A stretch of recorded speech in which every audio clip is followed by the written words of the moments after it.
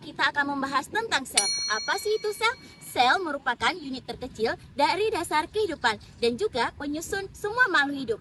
Sel memiliki 3 bagian utama, yaitu membran sel, sitoplasma, dan juga inti sel ataupun nukleus. Fungsi sel.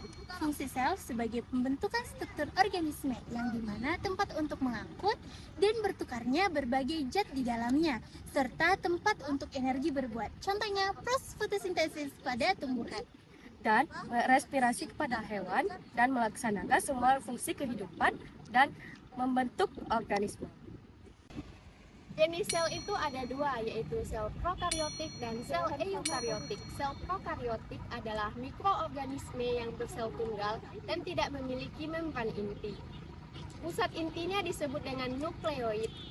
Contoh organismenya yaitu plantae, fungi, dan protista.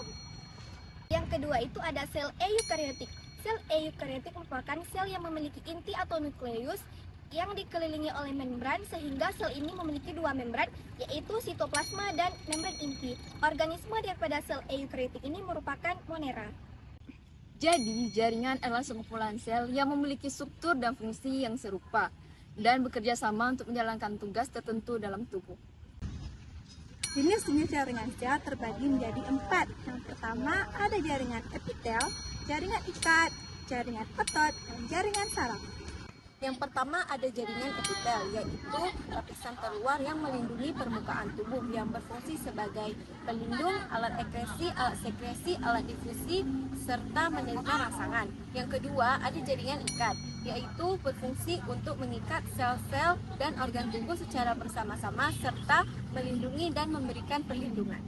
Nah, yang ketiga ada jaringan otot. Jaringan otot berfungsi untuk mengendalikan pergerakan tubuh. Ada 3 jaringan otot, yaitu otot lurik, otot polos, dan otot jantung. Yang keempat ada jaringan saraf. Jaringan saraf berfungsi untuk menerima, mengolah, dan menyampaikan rangsangan dari seluruh organ tubuh. Organ adalah struktur yang terdiri dari 2 atau lebih jenis jaringan yang bekerja sama untuk melaksanakan fungsi tertentu dalam tubuh. Setiap organ memiliki peran spesifik yang penting untuk menjaga homeostasis dan kesehatan.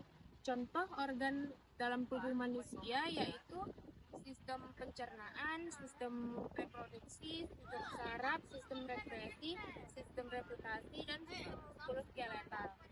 Sistem pencernaan. Sistem pencernaan adalah serangkaian organ yang berfungsi untuk mengolah makanan dan minuman, untuk menyerap nutrisi dan membuang sisa makanan.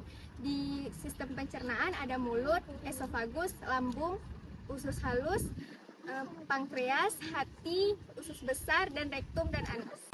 Sistem sirkulasi atau sistem peredaran darah adalah sistem organ yang berfungsi untuk memindahkan zat dan nutrisi ke dalam sel tubuh.